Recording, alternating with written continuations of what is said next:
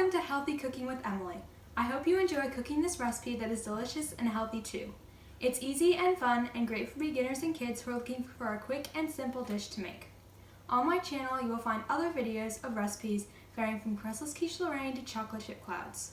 Always remember, when eating healthy, you can't go wrong in keeping your body nice and strong. The first step is to fill a container with ice and place it in the fridge. Now it's time to make the shrimp. Pour 5 cups of water in a pot. Now add 1 teaspoon of salt. Bring the water to a boil and then lower the heat to medium-low. Now add the shrimp and cook for 2 to 3 minutes. You will know when they are done when they turn white and opaque.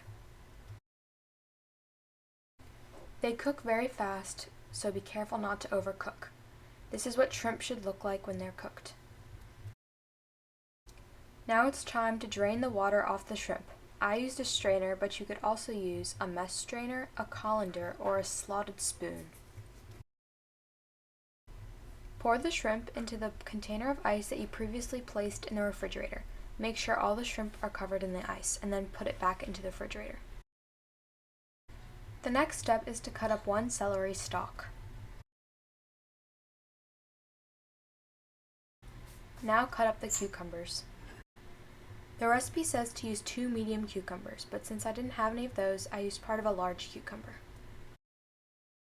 In a medium bowl, add a 1/4 cup of sour cream.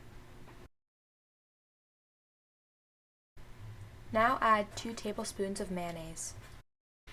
The next step is to add 2 tablespoons of lime juice. To do this, cut the lime in half and use a reamer to squeeze out the juice. If you don't have a reamer, you can also just squeeze out the juice of the lime by hand. Whisk those 3 ingredients together until they are combined.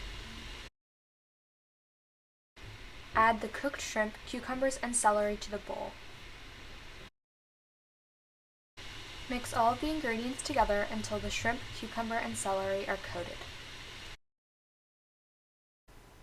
Making this salad is a great way to eat vegetables and shrimp in a way that makes them taste good and more healthy. Making a salad for a meal is also a good way to eat healthy because they have lots of vitamins that are good for you.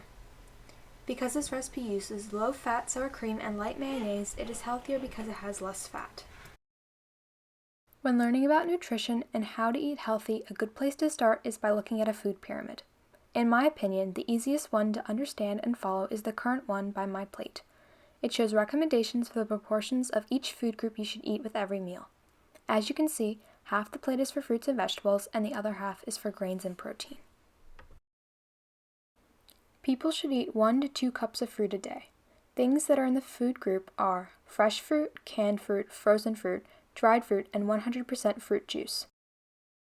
Everyone also needs to eat somewhere between 1 and 3 cups of vegetables a day.